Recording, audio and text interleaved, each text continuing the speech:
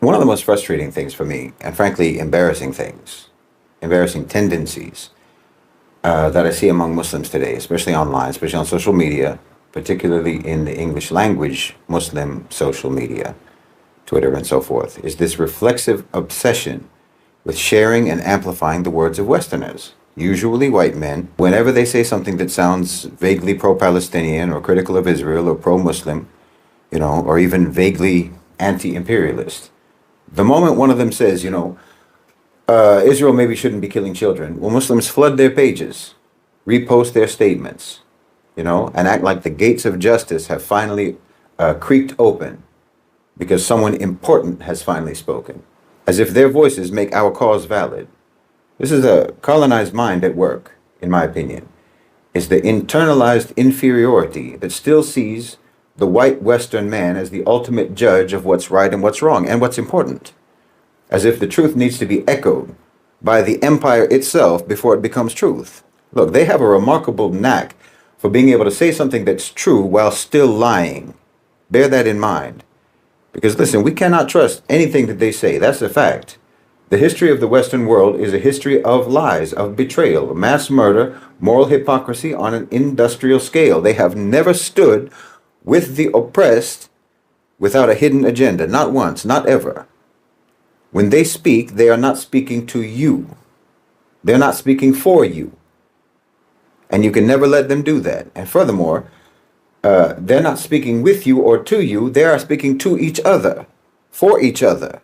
You understand? When Western non-Muslims are talking to each other, well, that's a team meeting.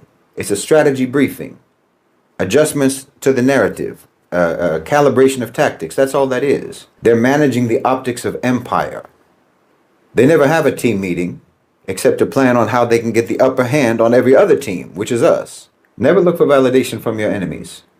If you do that, you're going to make the grave mistake of thinking that maybe they're not even your enemies anymore at all, just because they say some things that you agree with.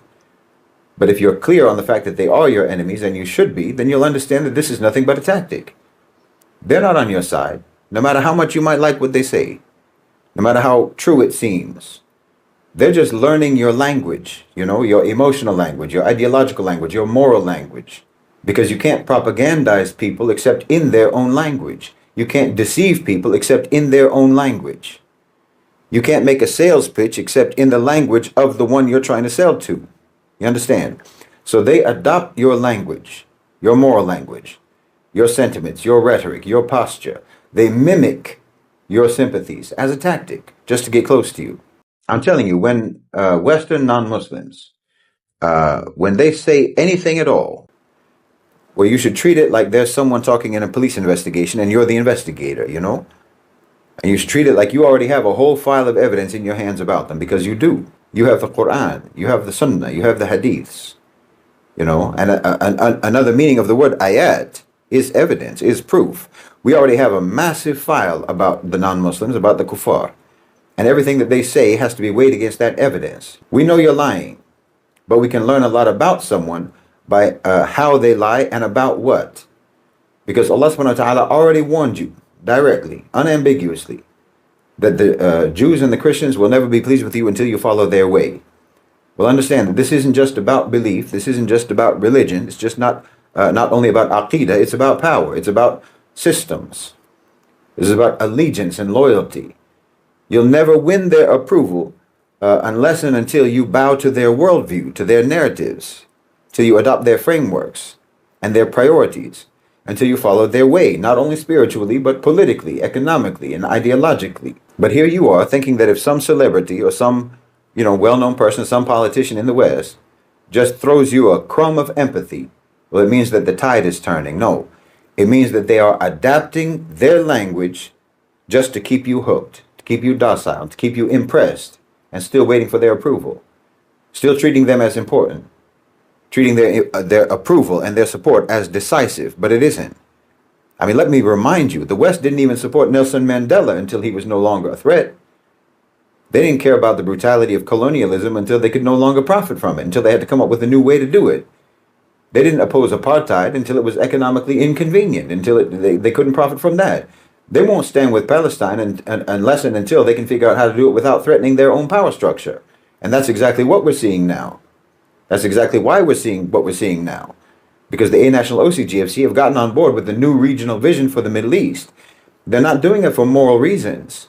They're not doing it for reasons of conscience. They're doing it for reasons of power and profit. They'll never give up or substitute any evil method for self-enrichment unless someone can come up with a different way of doing it, or else when they have no choice.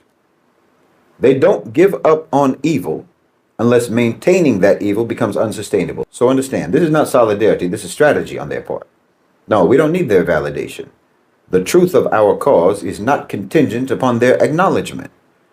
The justice of our struggle is not a matter of what's trending in Western media.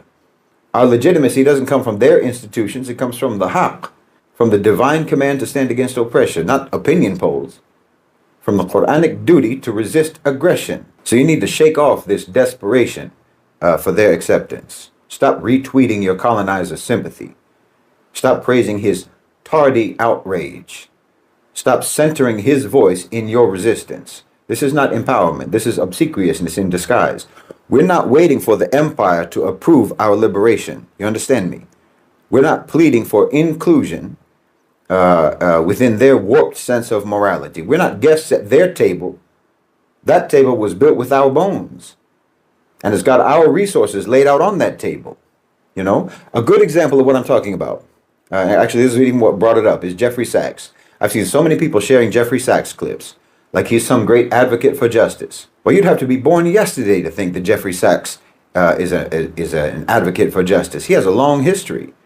He didn't just spring into existence when Russia invaded Ukraine or after October 7th, 2023. Jeffrey Sachs is no friend of the Global South. He's not an anti-imperialist. He's not a humanitarian savior. Never was. Sachs is and always has been a technocratic servant of imperial domination, an enabler of elite capture, a functionary of global financialized capital. He always has been. He's a chameleon of narrative who adapts only as the aesthetic of control evolves. You know, Sachs' current image as a champion of peace and multipolarity is not a rupture from his past. It's the logical evolution of a figure strategically positioned to maintain systemic control over sovereign nations under new but less militaristic costumes. He's a mouthpiece for the A National OCGFC. I mean, let me give you some history here, because you may not know. Sachs rose to fame as a young economist from Harvard by designing and promoting what's referred to as shock therapy for developing countries. The rapid liberalization of markets, the removal of subsidies, mass privatization and deregulation, neoliberalism. These are not humanitarian reforms. This is textbook neoliberal interventions designed to break the back of sovereign state economies and to pave the way for foreign capital takeover, for foreign investors. Let's be clear. In 1985, Sachs' Plan Bolivia helped to crash inflation in Bolivia, but he devastated the working class in that country. He destroyed public services, and he opened the door to foreign exploitation. This was an experiment in neoliberal social engineering. And then in Poland, in like 1989, 1990, Sachs oversaw a similar restructuring campaign, causing mass unemployment, vanishing pensions, foreign corporate penetration, all under the guise of economic freedom. Then in Russia, after the collapse of the Soviet Union in like 1991, Sachs helped to create the conditions in Russia for the rise of the oligarchy class and the largest transfer of public wealth into private hands in modern history in Russia. In each case, Jeffrey Sachs acted as an instrument of Western financial colonization, enforcing what was then called the Washington Consensus, with outcomes that entrenched poverty, entrenched and worsened inequality, and destroyed state capacity. This is not a man who ever stood with the oppressed. He stood with capital, and he still does. As the narrative around global control began to shift from brute force neoliberalism to, ESG rhetoric, green capitalism, and so on, technocratic internationalism, Sachs shifted right along with it. He's not a comrade, he's a chameleon. He entered the United Nations system. He became the director of the Millennial Project and started advocating for the Sustainable Development Goals, the SDGs. Well, these goals aren't anti-imperialist. They're just imperialism with a smile. It's a way of subordinating global South countries to the global elite's technocratic framework. The SDGs were drafted by the same institutions that imposed structural adjustment reforms, and for the same reasons. They're managed through corporate partnerships and through foundations, private foundations, many of which have private stakes in extracting wealth from the global south, whether through mineral contracts or data harvesting or greenwashing. Okay, so he opposes military interventions now, not because he opposes violence, but because the OCGFC, the A national OCGFC, now prefer to use soft power. He's in favor of investment as invasion rather than armed occupation. Jeffrey Sachs didn't switch sides. The side that he's on simply evolved in its approach. So now Jeffrey Sachs, now he's a regular speaker at BRICS events. He praises China. He decries NATO. He speaks the language of multipolarity. But this support is not solidarity and it's not sincerity. It's opportunistic harmonization with the shifting centers of elite power. That's all it is. Jeffrey Sachs realizes and recognizes the reality that the age of US-led unipolarity is fading. The A national OCGFC-led system is positioning itself through digital finance, through global governance, and through the creation of these regional economic blocs. This is the new global order, global financial partnerships and what have you. So he attaches himself to this new discourse, not to resist empire, but to manage it as it changes shape, as this shift and this transition takes place, as I've talked about many times. His advocacy for multipolarity is not rooted in any love for the dignity of the global south. It's just technocratic pragmatism, designed to try to keep him relevant as a narrative manager in the emerging architecture of the A national OCGFC and their control system. He doesn't advocate for self-determination. He advocates for elite integration. He calls for peace, but only under the terms of those who already dominate. You understand? The most dangerous imperialists are not the ones who drop bombs on cities. They're the ones who convince the oppressed that their chains are golden bracelets, and that's what Jeffrey Sachs does. He did more long-term damage to the global south with his clipboard than most generals could ever do with tanks and bombs. He entrenched foreign dependency. He entrenched economic servitude behind a facade of fiscal reform, the IMF, repackaged imperialism as development, and now he sells it again as sustainability.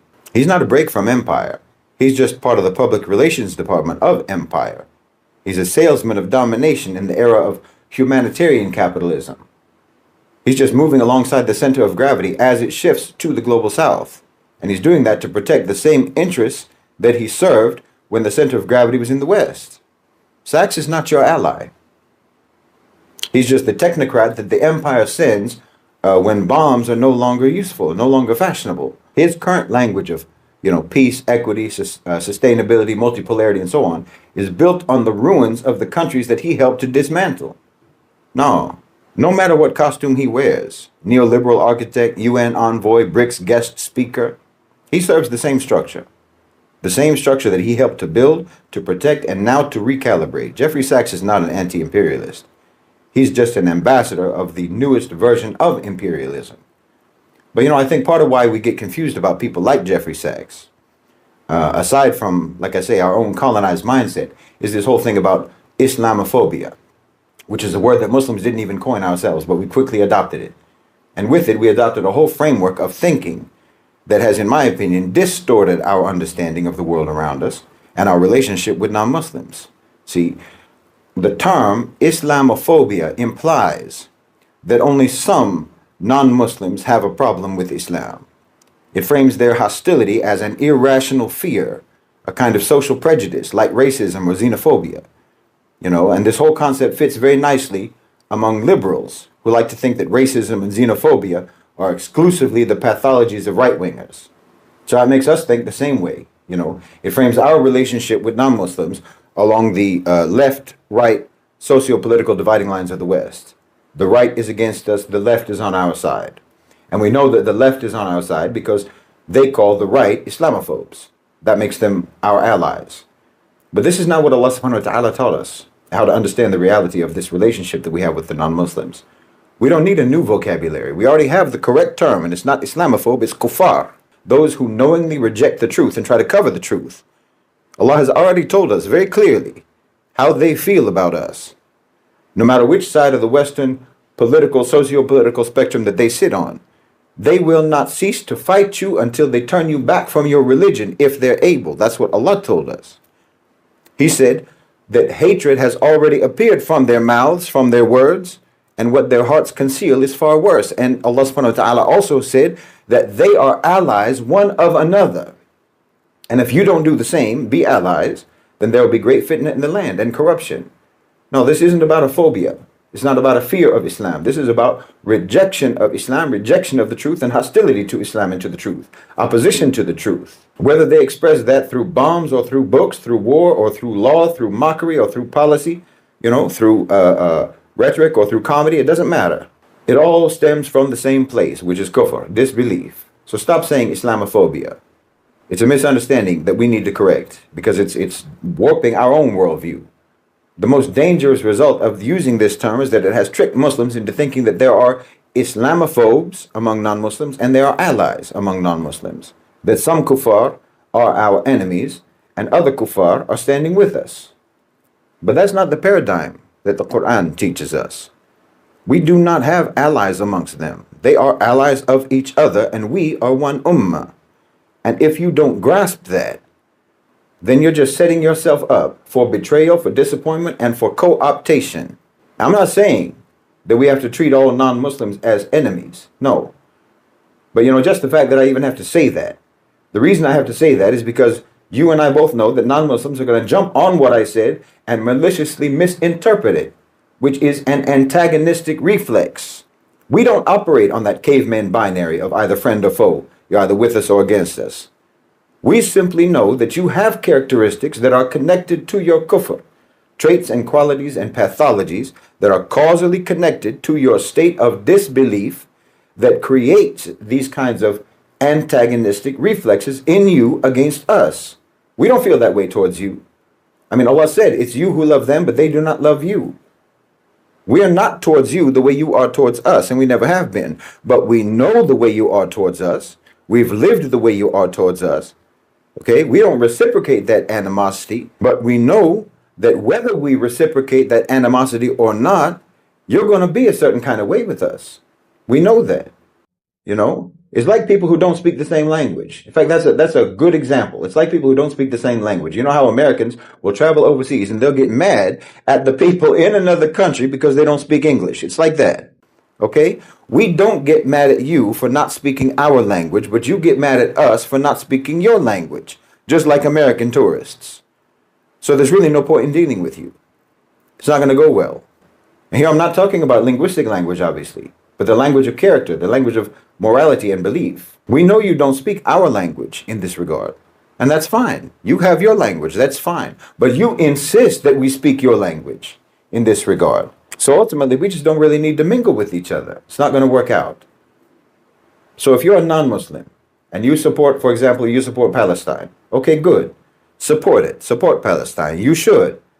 Stand for what's right. Denounce injustice. But don't frame that as allyship with us. You're not our allies.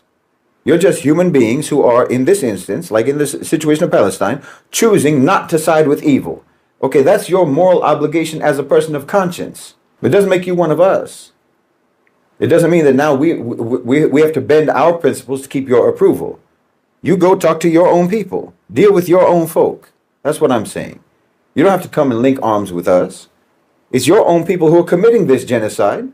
It's your own people who pretty much committed every genocide. So you go ahead and you talk to your people if you are genuinely against what they are doing. You have that team meeting. Okay? You try to talk them out of being evil because you think it's the right thing to do. Don't make it like you're doing us a favor. Because I'll tell you what, I don't personally trust anyone who comes out as pro-Palestine and who's, constantly trying to get all up under the Muslims. This isn't a cultural exchange program. Now we got to try and make you feel welcome and whatnot. Because, unless you're on the path to converting to Islam, well, there's no need for you to be all up under, in Muslim spaces. There's no need. And if getting access to our spaces is your condition for supporting Palestine, well, then we know what you're really about. You're just using the issue of Palestine to try to pick the lock so that you can infiltrate our communities. And yes, the same goes for Muslims. The same goes for Muslims. Muslims who are always trying to get all up under the kuffar. We can't trust you either. We can work separately, no problem. We don't need you to represent us. We don't need you to explain us. We don't need you to humanize us. We don't need you to love us. We don't need you, period. And that's not an insult. But I know that you'll think it is, which just goes back to what I was saying about all of the qualities that are intrinsic in your kufr that make you need us to be beneath you. They need us to celebrate you, to cherish you, to overvalue you. You're radioactive. You can't help it, but you are. And anybody who gets close to you is going to get radiation poisoning. That's just the way it is. You know, you have to understand that about yourselves, and we Muslims have to understand that about you. You know, it's like the hadith of Rasulullah sallallahu alaihi wasallam about a man who has a friend. One of the friends has a perfume shop, and another friend is a blacksmith. So when he goes to visit that first friend, he leaves that visitation smelling like perfume, and he carries that fragrance everywhere he goes. But when he visits the blacksmith, well, he leaves smelling like coal, smelling like smoke, and the stench follows him everywhere. I mean, this actually applies in real physical terms when we're talking about non-Muslims. I'm sorry to say, your hygiene isn't like our hygiene, let's be honest. Well, you can hang around with a non-Muslim and find your clothes covered with cat hair, covered with dog hair. Their car smells like McDonald's. They might have alcohol on their breath, who knows what. You know, when COVID came along in 2019, 2020, people had to be taught how to wash their hands. In 2020, I mean, come on. But spiritually and psychologically and intellectually, it's the same effect. Just like the smoke from the blacksmith. Your mind gets clouded. You know, the smoke gets in your eyes. You can't see clearly. You get confused because of the confusion that pervades the lives of non-Muslims, non-believers. The moral confusion, the psychological confusion. But when you come back and spend time with other Muslims, you get that perfume again. You get that clarity, that spiritual and psychological hygiene. That's how it feels. That's how it really feels. And there's a reason for that. Order and clarity cannot ally with chaos and confusion. It just doesn't work. We have to concentrate on ourselves, on what we have to do. And the solution to our issues is not going to come from the West or from Westerners or from non-Muslims. You need to get that out of your head. Like I say, Jeffrey Sachs is not your friend. Mearsheimer is not your friend. Ritter and Galloway and the rest of them, these are not your friends. Now, to some extent, I will make a difference. I do make a difference between the non-Muslim Westerners who craft public opinion, who push narratives, and the non-Muslim Westerners who just receive those opinions and believe those narratives. You know, individual non-Muslims can be exceptions to the rule. There's no doubt about that. But you'd be a fool if you went through life on the basis of exceptions to the rule. You know, if you go into every situation expecting the people that you're going to interact with to be completely different than most of the people who come from where those people come from, who come from that same background, who come from that same country, who come from that same upbringing, you'd be a fool to expect them to be different. I mean, yes, some lions and bears are tamed and trained and aren't dangerous at all, but you can't ever assume that anytime you might encounter one. And if anyone gets offended by me telling Muslims that they should be cautious, that they should be aloof, that they should work separately, that they should not trust easily, well, that just exposes your real intentions as far as I'm concerned. Because nobody ever wants you to let your guard down unless they're planning to strike you. And we've been struck so many times. I think anyone who is actually sincere would completely understand why we would and why we should keep our guard up.